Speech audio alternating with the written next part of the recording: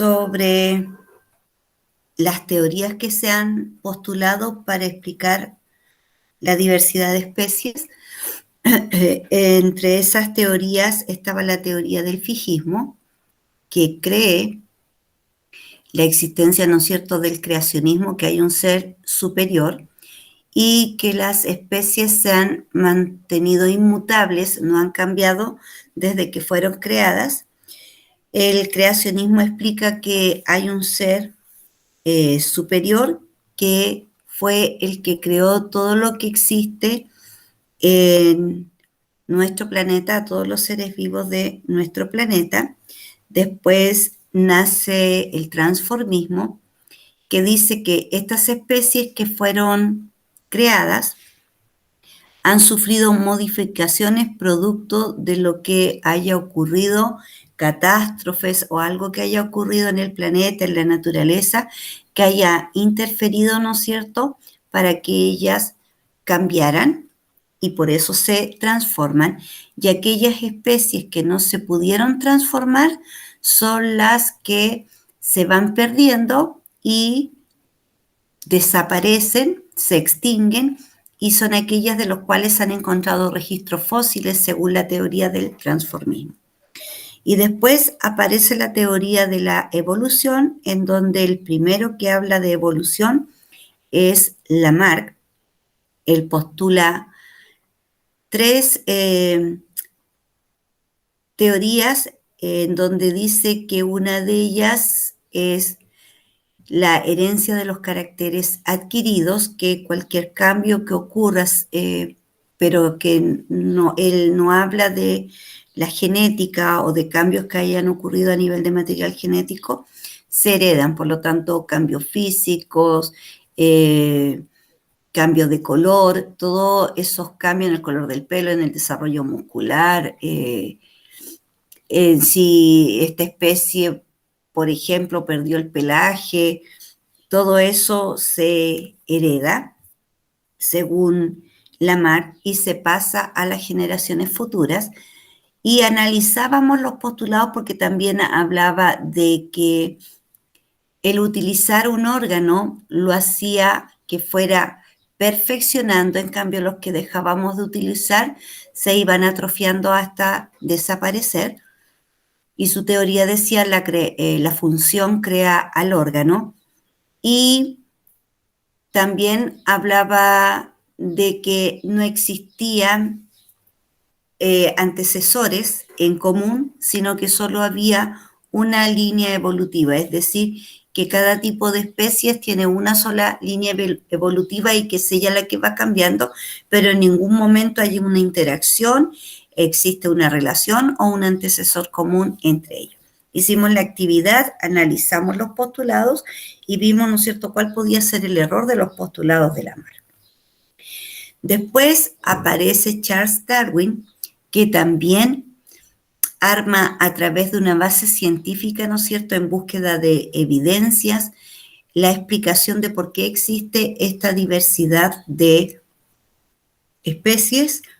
Sus postulados, que también son tres, son reconocidos por la comunidad científica en Inglaterra y se aceptan, ¿no es cierto?, los postulados que hace Charles Darwin y se refutan los postulados que dijo Lamarck. Pero a la par de Charles Darwin, años después, se descubrió, cuando Darwin ya falleció, o sea, años de que él hizo todas sus investigaciones, se descubrió en la casa de Darwin unas cartas de Wallace, en donde le cuenta los estudios que está realizando, llega al mismo postulado que tiene Darwin sobre la selección natural y le pide a Darwin que opine sobre los descubrimientos, los hallazgos que él ha realizado y que los presente a la comunidad científica. Pero Darwin, cuando se da cuenta, ¿no es cierto?, que tienen los mismos hallazgos, se adelanta a él y él presenta a la comunidad científica de ese entonces todos sus descubrimientos y no menciona a Wallace. Wallace se sabe de él años después, ¿no es cierto?, cuando se descubren estas cartas en la casa de Darwin. ¿Qué hizo Darwin para hacer todos estos hallazgos? Él viajó hizo un viaje en una embarcación que se dirigía a América y zarpó desde Inglaterra. Partió el 27 de diciembre de 1831 y regresó el 2 de octubre de 1836. O sea, casi 5 años duró el viaje que realizó Darwin.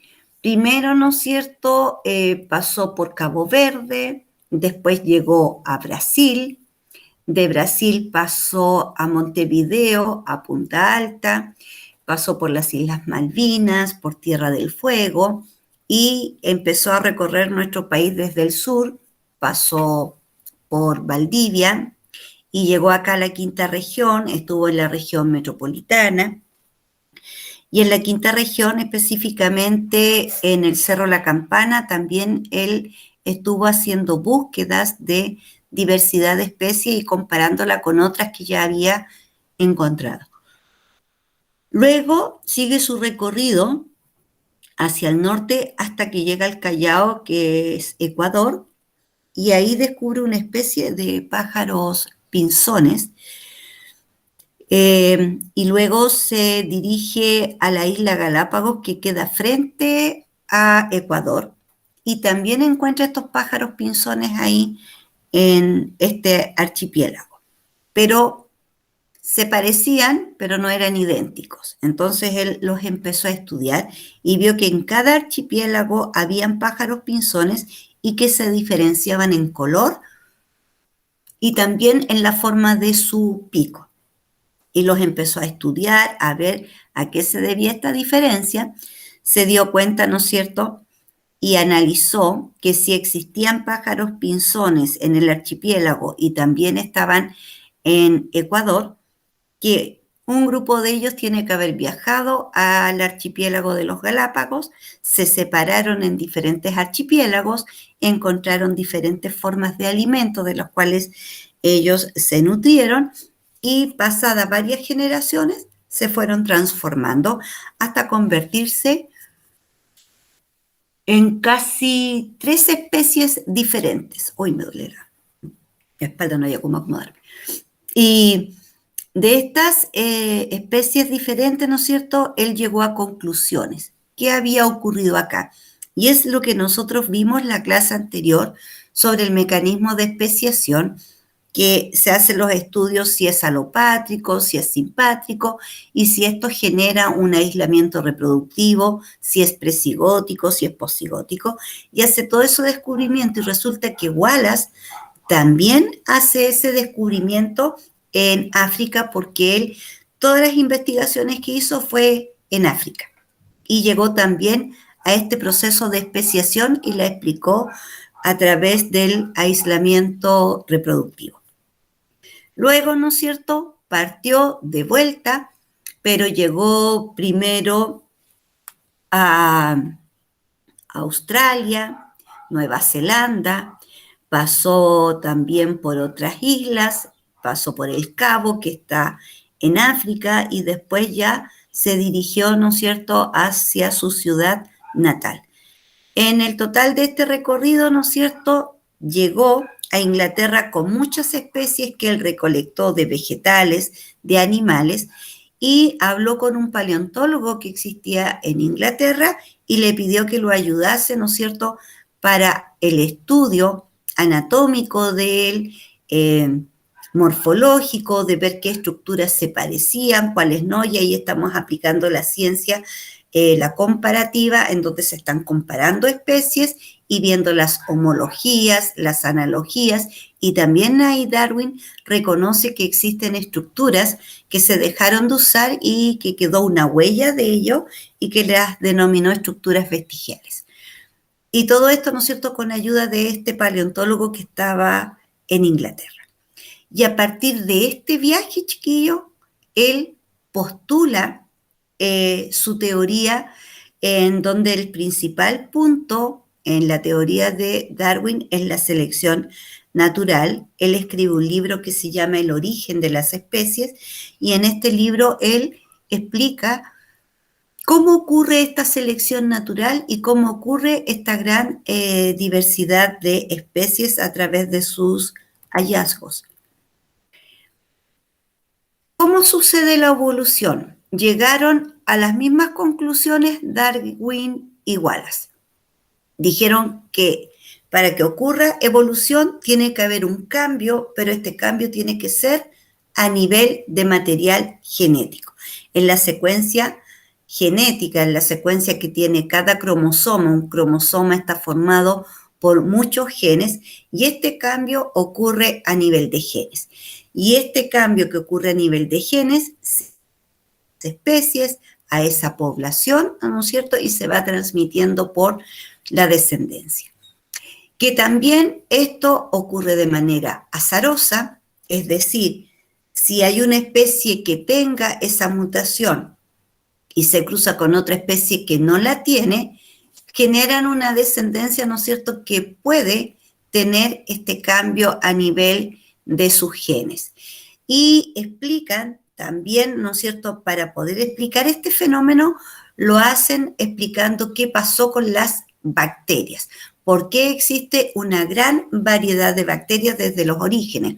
Desde bacterias que no son dañinas, bacterias que participan en el proceso de la putrefacción, bacterias que participan en los ciclos biológicos, y hay un grupo de bacterias que se les llama bacterias patógenas, es decir, que causan enfermedades.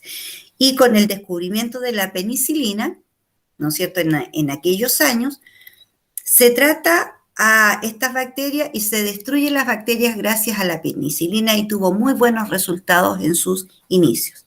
Pero ¿qué pasó? Se seguía aplicando la penicilina y resulta que habían bacterias que sobrevivían y se seguían reproduciendo. Entonces, ¿qué dice Darwin y Wallace? Aquí hay una mutación a nivel del material genético de las bacterias que se va traspasando a las generaciones siguientes.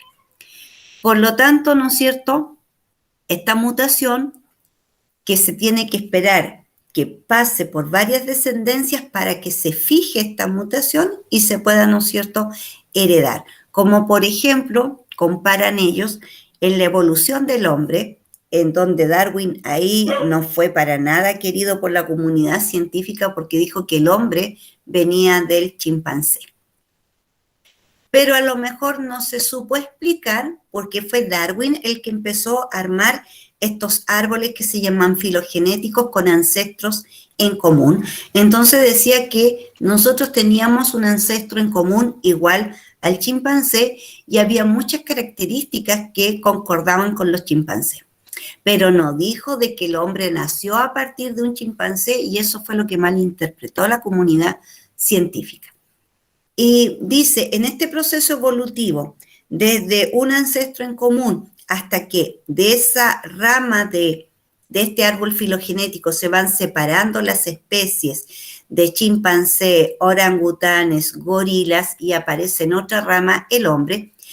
Desde que aparece el hombre en el planeta hace más de 60 millones de años atrás, fue un proceso evolutivo lento, en donde, ¿no es cierto?, tenía otra postura al caminar, tenía mayor vellosidad, la forma de sus ojos o la posición de su vista o la posición de la columna que hacía que todavía no tuviera ese bipedismo erecto, caminar recto, ¿no es cierto?, que fue un cambio hasta que apareció el Homo erectus, que dice que es el hombre que recién camina erguido.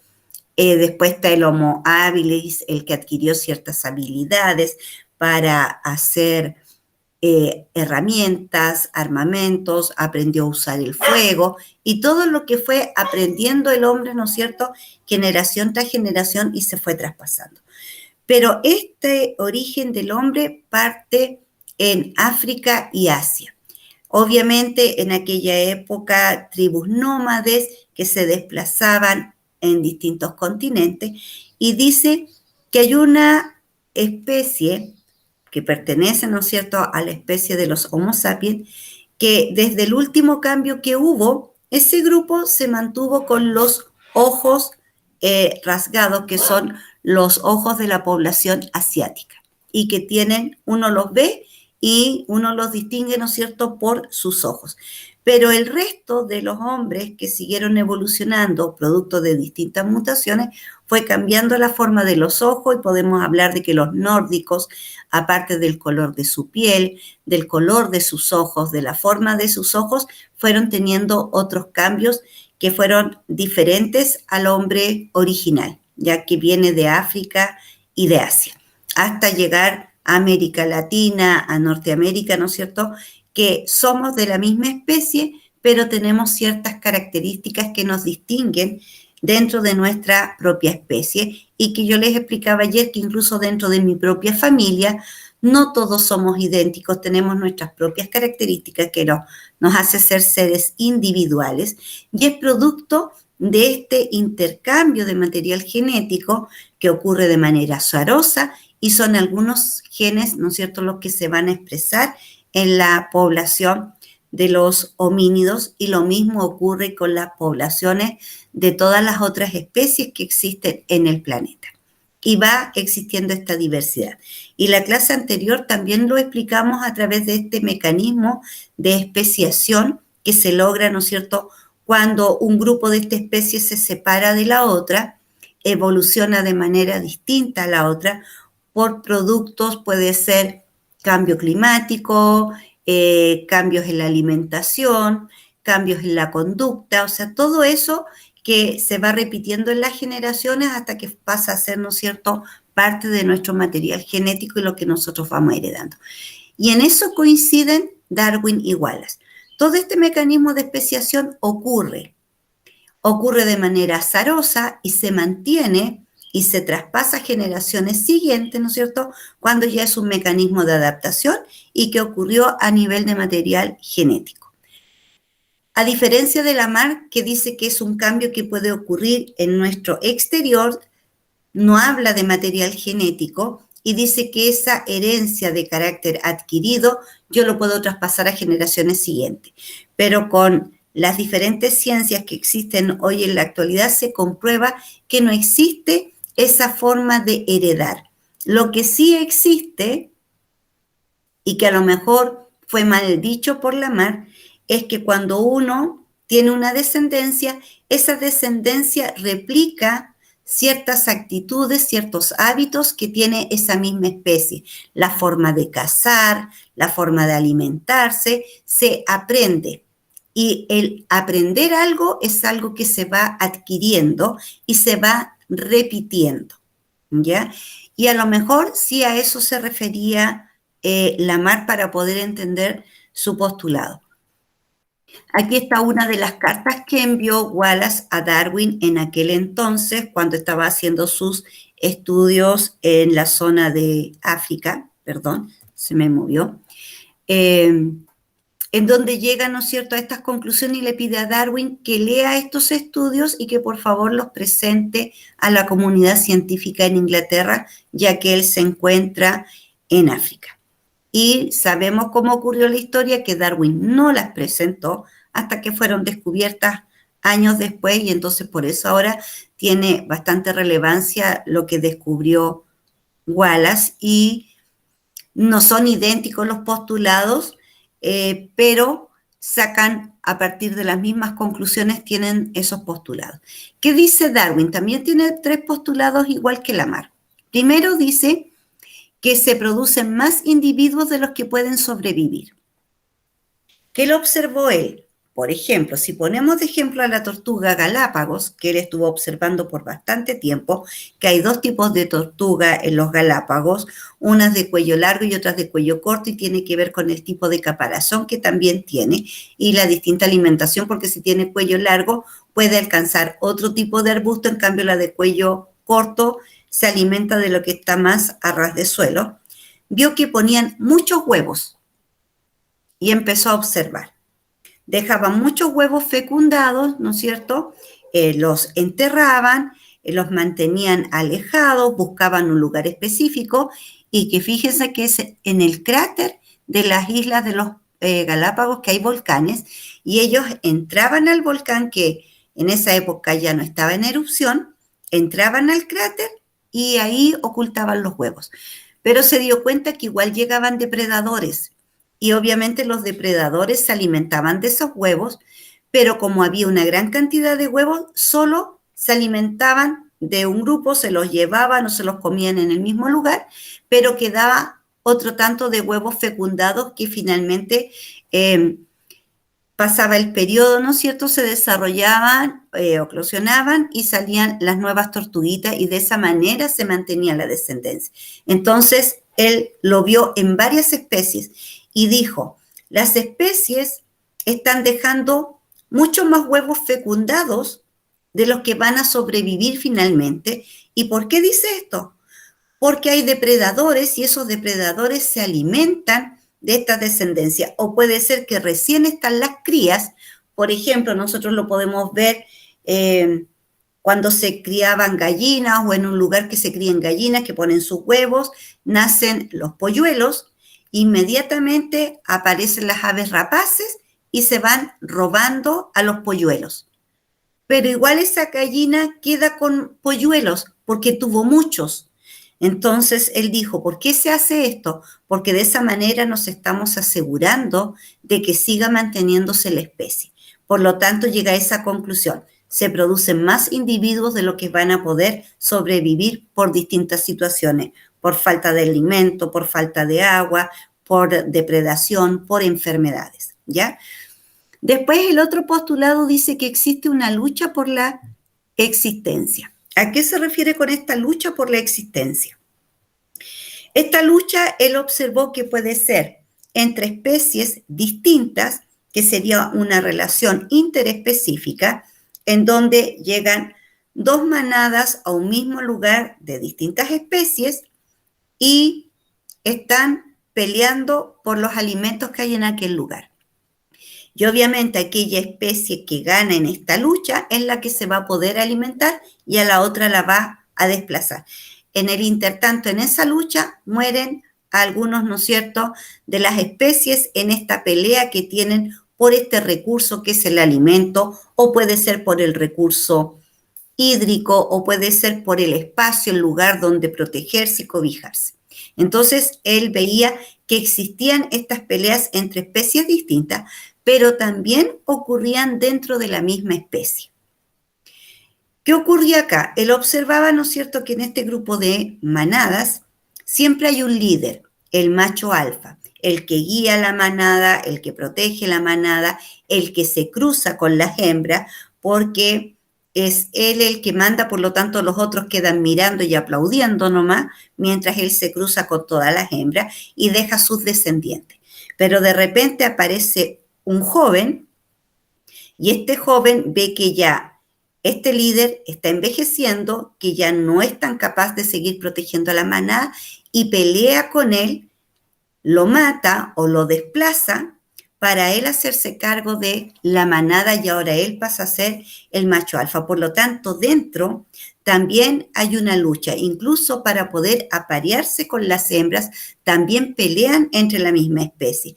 Los que tienen cuernos pelean con sus cuernos, se hacen heridas graves, se muerden, arañan, rajuñan, ¿no es cierto?, para dejarnos ahí al macho, cosa del otro poder cruzarse y dejar impedido de cruzarse al que lo estaba haciendo.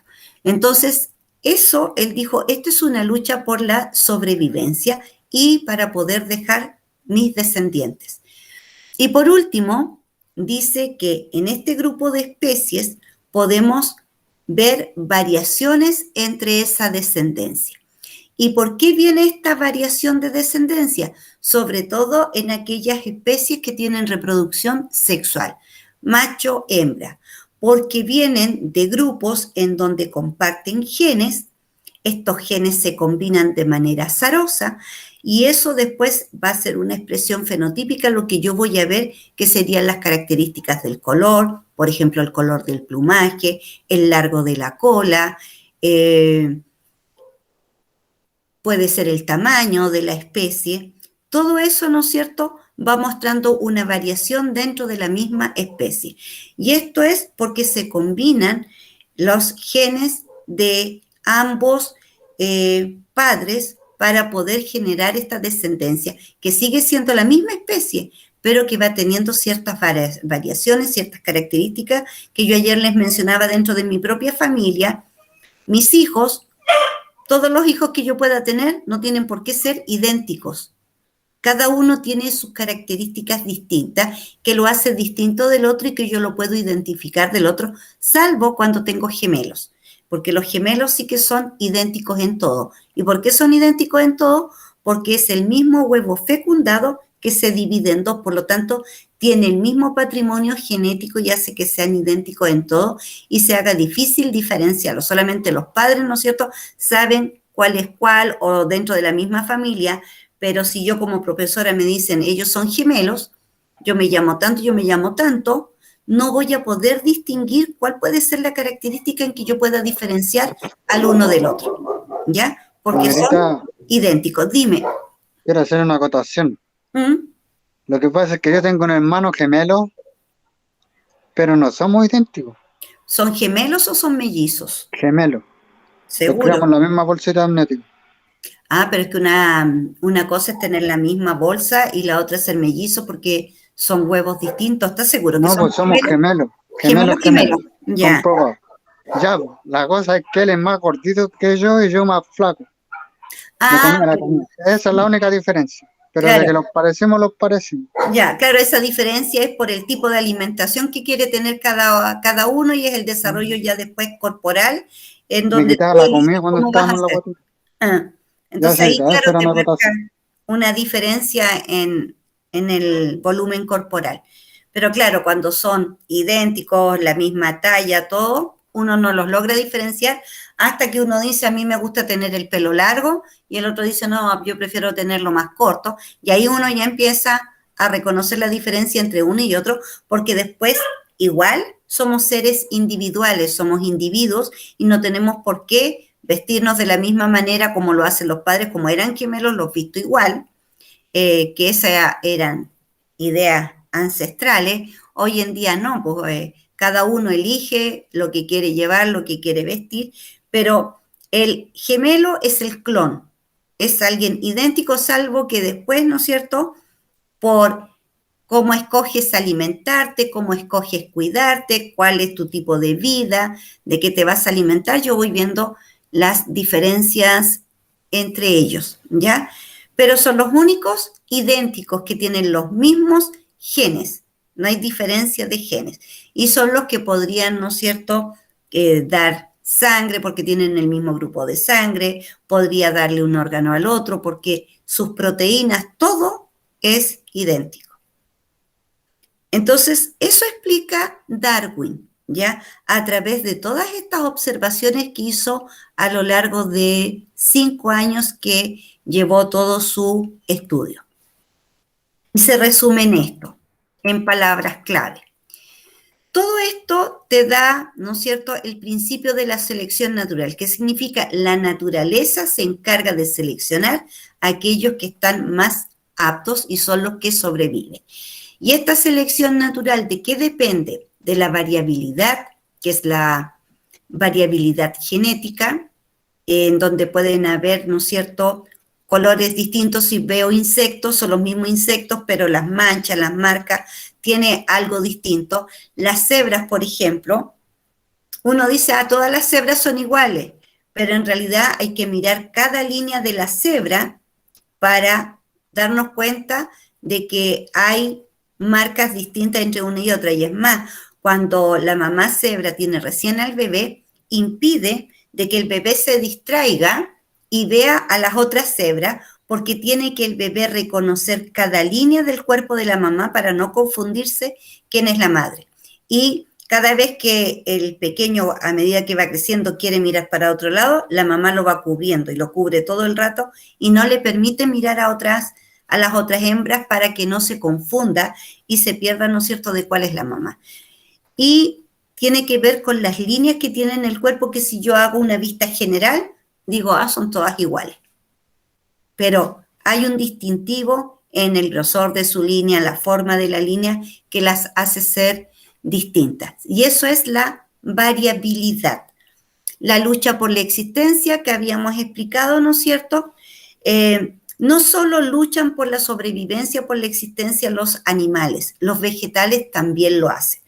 Puedo hacer un estudio en un bosque, en el bosque yo voy a encontrar matorrales, árboles de gran tamaño, hongos, pasto, musgo.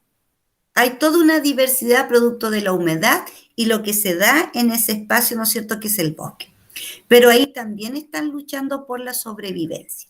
Los más altos obviamente tienen raíces más profundas y pueden con sus raíces buscar agua en distintos lugares. Son los primeros que van a captar toda la radiación solar para hacer fotosíntesis y el follaje de estos árboles altos va a impedir que pase toda la luz y solo pasen pequeños rayos de luz al interior del bosque. Y esos rayos de luz son los que van a captar los de menor tamaño. Y también ellos, frente a estos árboles más grandes, van a competir por el recurso hídrico, que obviamente para ellos va a ser más escaso porque va a tomar más agua el árbol y todos los árboles de mayor tamaño que hay en ese bosque. Entonces van a competir por la luz, van a competir por el agua, van a competir por los nutrientes, estando en ese mismo espacio y sin poder movilizarse, y también ellos tienen que luchar para poder sobrevivir y poder hacer fotosíntesis con la poca luminosidad que les va quedando. Y está, por último, el éxito reproductivo diferencial, en donde dice que una vez que yo tengo esta descendencia, de toda esta descendencia, de todos estos individuos que procreé, ellos se deben adaptar al ambiente y al adaptarse va a tener mayor probabilidad, ¿no es cierto?, de que sea una reproducción exitosa porque va a poder sobrevivir. Y esa adaptación se va a traspasar a los descendientes. Y esos son los 3 principios que tiene Darwin. También él observó, y ya en aquel entonces, y estos chiquillos de lo que hoy en día llamamos la biotecnología, el nosotros manipular genéticamente, obviamente yo individuo no hago ese trabajo porque no trabajo en un laboratorio de manipulación genética o de biotecnología o nanotecnología, pero se dice que esto viene ya del ancestro de muchos tiempos atrás, en donde se descubrió que yo podía hacer el mismo trabajo que hacen las abejitas, que es el proceso de polinización, y lo comenzó a hacer Gregorio Mendel, que es el padre de la genética, y él tomó las flores y fue haciendo la polinización artificial. Él vio con quién iba a polinizar y obviamente empezó a observar y ver cuáles era la que tenía mejores características para yo polinizar y sacar, ¿no es cierto?, un mejor producto. Y también se da con esta especie que es la especie ancestral y que a partir de ella y con las diferentes polinizaciones artificiales se puede dar origen, ¿no es cierto?, hoy en día a lo que son las bruselas, el repollo, que se parecen mucho por su textura, la diferencia del tamaño y el color y también, ¿no es cierto?, el sabor. Y tenemos el brócoli con la coliflor, que también viene de esta misma especie. Pero aquí, ¿qué hubo? Se manipuló y a lo mejor en ese entonces, que era algo tradicional en los agricultores que aprendieron a hacer esto, no sabían que estaban haciendo biotecnología y manipulación genética. Y Darwin dice que eso también existe, pero él lo que observa, ¿y por qué le llama selección natural? Porque él se da cuenta que la naturaleza es la que se encarga de seleccionar a los que mejor están adaptados y pueden sobrevivir, ¿ya? Y él se basó en este procedimiento de la gente que practica la agricultura y que hacía esta selección de tipo artificial, o sea, estoy escogiendo a los mejores. ¿Cómo guardaban antiguamente las semillas? Si yo planté choclos, ¿me quedo con los últimos choclos que quedaron y que no los coseché y los dejé en la mata? ¿O yo empiezo a observar y digo ya, este choclo no lo saco, lo dejo porque es el que tiene mejor tamaño de grano, es más entero, está más junto, más apretado, tiene todas estas características favorables, por lo tanto, ese yo lo voy a dejar para semilla. O va a decir, si es por polinización y quiere mejorar los frutos, tiene árboles de manzano y ve que un árbol está produciendo mejores manzanas, voy a tomar las flores de ese manzano, no la flor entera, sino que la que tiene el polen, y voy a dejar caer ese polen en las flores del otro manzano. Y también le voy a sacar los estambres para que no exista la autopolinización, y yo voy a empezar a echar el polen en esas hojas para mejorar el fruto en su calidad. Y ahí yo lo estoy haciendo de manera artificial. Soy yo la que estoy seleccionando cuáles son, en este caso, los mejores productos que estoy teniendo de la cosecha y que quiero que trasciendan y se mantengan y se mejoren. La naturaleza no. Elige, ¿no es cierto?, al que logra sobrevivir por ciertas características que tiene, que se puede aclimatar, que se puede adaptar, que puede cambiar de forma de alimentación. Hoy me estaba alimentando de esto, se acabó, no importa, busco otro, me adapto, me alimento de esto otro, o se adapta a los climas muy calurosos o después a climas muy fríos. Y es la naturaleza el que no logra soportar estos cambios, muere, no trasciende, pero el que sí logra soportar todos estos cambios y logra adaptarse a todo eso, es el que va a ir evolucionando a través de este proceso de selección, en donde fue dejando atrás a los más débiles. Consultas hasta el minuto. Voy a encender la luz.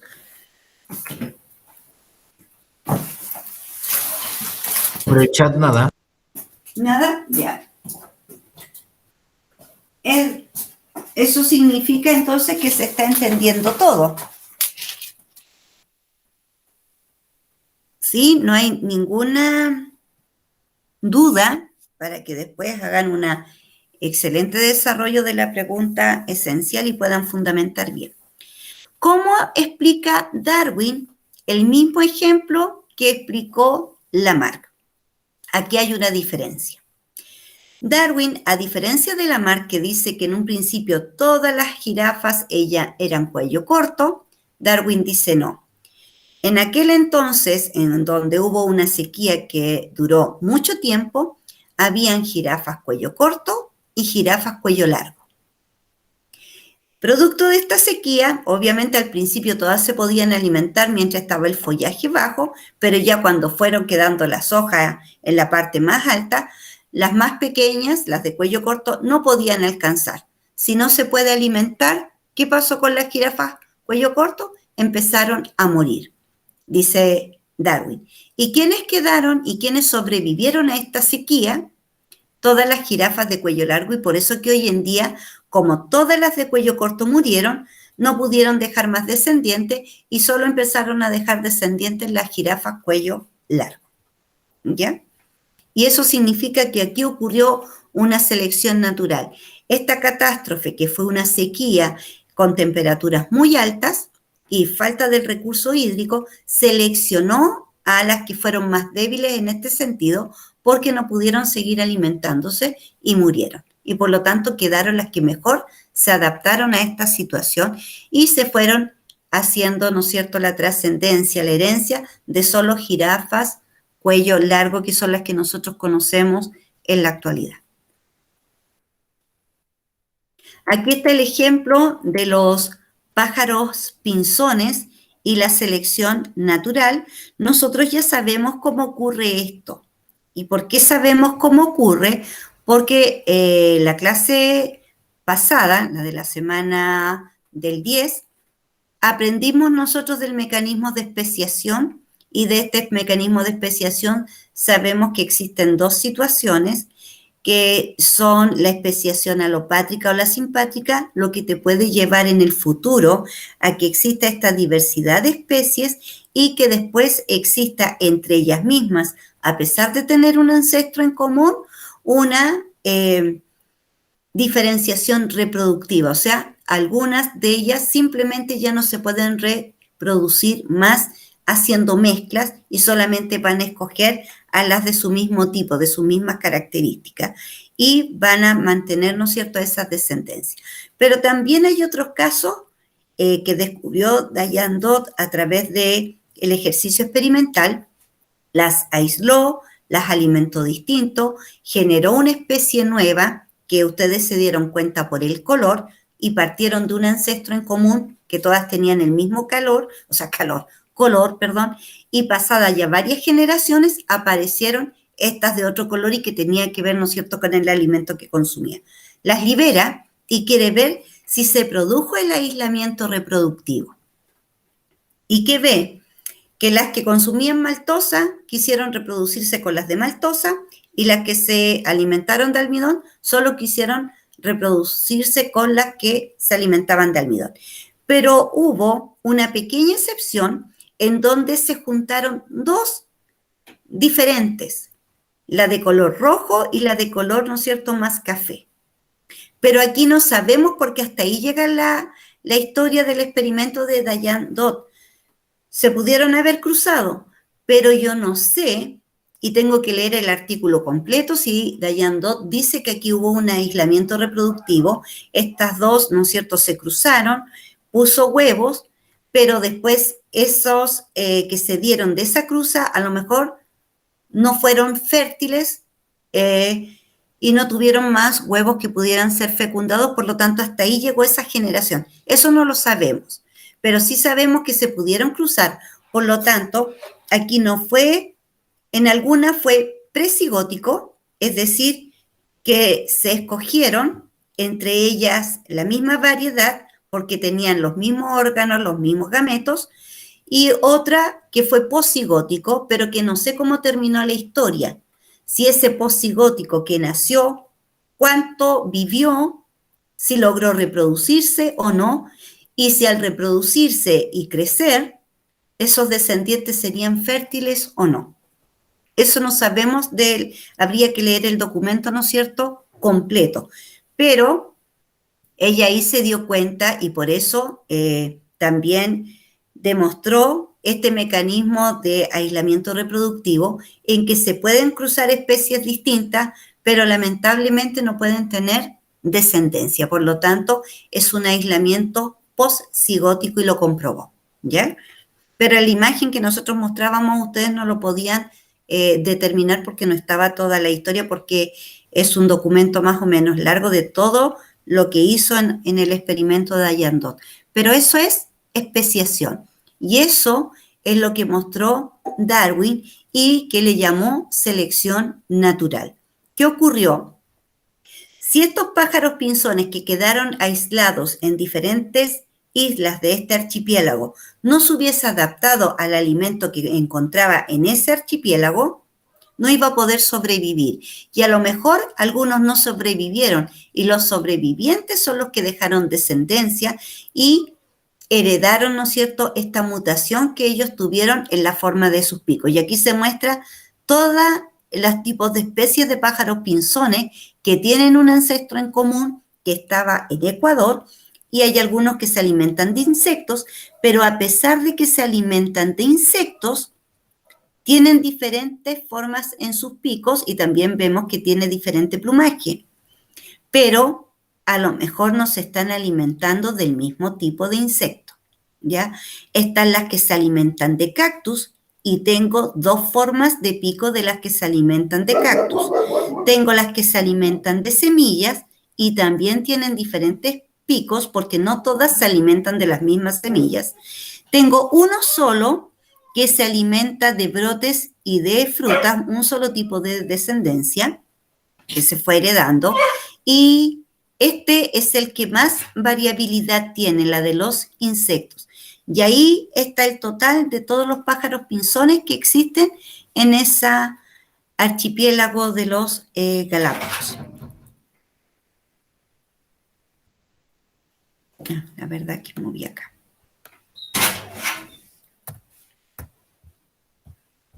No se quiere mover ahora, ahí sí. Y aquí está lo que estudió Alfred Russel Wallace, y en donde él, de todos los estudios que son muy semejantes a los que hizo Darwin, él hace hincapié en el aislamiento reproductivo. ¿Y Darwin qué dice de esto? Sí, también él evidenció este aislamiento reproductivo entre este ejemplo de los pájaros pinzones, que fue el que más le llamó la atención a él, y también, ¿no es cierto?, las dos especies de tortuga que se llaman Galápagos porque significa gigante. Darwin, ¿qué dice?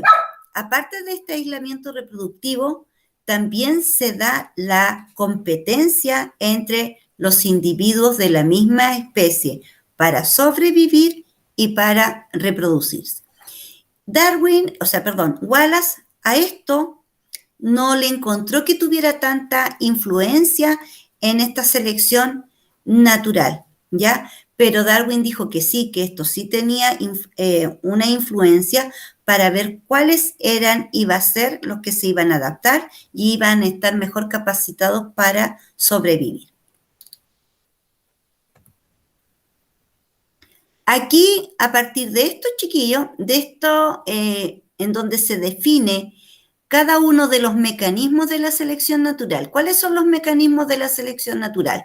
La variabilidad, la presión selectiva, la reproducción diferencial, la herencia y la adaptación. Y para que ustedes lo puedan realizar, ¿no es cierto?, en relación a las bacterias, a la diversidad de bacterias y el antibiótico y cómo ocurre esta resistencia al antibiótico, ¿qué es la variabilidad? Y cómo yo puedo hacer el dibujo, ¿no es cierto?, de todas las formas y tamaños que tienen las bacterias patógenas. Yo aquí les puse, todas estas son patógenas. Hay algunas que tienen forma espiral, otras que tienen forma esférica, otras que tienen filamentos, otras que se le llaman vibriones, otras que se le llaman bastones. Ya cada una de ellas tiene un nombre por la forma que tiene. Por lo tanto, todas estas son patógenas, pero tienen, ¿no es cierto?, distintas formas. Entonces, yo ahí cuando me dicen variabilidad, y aquí tengo este ejemplo para que usted se guíe del ejemplo, ¿dónde está la variabilidad? En la diferencia de los colores. Son la misma especie, pero hay una variabilidad entre estos de la misma especie. Hay verdes y hay café. En el ejemplo que vimos del zorro con los ratones, ¿cuál era la variabilidad? Ratones blancos, ratones café. Y eso es la variabilidad, la diferencia que existe entre los organismos de la misma especie. Presión selectiva. La presión selectiva no se da dentro de este mismo grupo de especies, ¿ya? Viene desde afuera.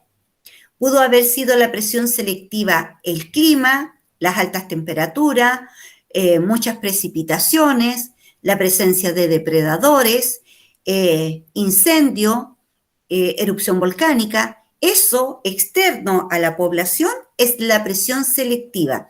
Y esa presión selectiva va a ser, ¿no es cierto?, va a influir tanto que de este grupo de especies que yo tengo, algunas van a poder sobrevivir y otras, ¿no es cierto?, por efecto de esta presión selectiva van a morir. Por lo tanto, va a quedar un grupo. ¿Qué va a pasar con el grupo que sobrevive? Va a tener una reproducción diferencial. ¿Qué significa que va a tener una reproducción diferencial? Que existe una mayor probabilidad de que estos sobrevivan, que sean fértiles, que tengan una mayor velocidad en su desarrollo, tienen muchos descendientes, se pueden reproducir y al reproducirse va ligado con la herencia. Le estoy transmitiendo ciertas características que puede heredar y que van a hacer que tengan una mejor adaptación. Y de ahí viene, ¿no es cierto?, la adaptación. ¿De dónde viene la adaptación? De este rasgo que yo heredé y que me permite sobrevivir mucho mejor porque hubo un cambio a nivel de material genético que se fue heredando y hace que yo sea más resistente a las bajas temperaturas y que no me afecte, por ejemplo. O soy más resistente, pero no es el caso porque me vacunaron, me pusieron el antígeno y quedé como pollo. Y ahí estoy con la lucha por la sobrevivencia. Entonces, ¿quién es mi presión selectiva en este caso con lo que yo estoy luchando? Es esta vacuna que me pusieron y que me dejó aquí medio patelaucha en estos días con temperatura, dolor muscular, un poco agripada. Y lo que más me duele ahora es mucho la zona de la espalda, de los pulmones para atrás, pero en fin, estoy en esta lucha. Pero ¿quién fue mi presión selectiva? Esto externo. Me pusieron este antígeno. ¿Y qué estoy haciendo yo en este momento? ¿Cómo lo diría Darwin? Estás luchando para sobrevivir frente a este antígeno que te inyectaron.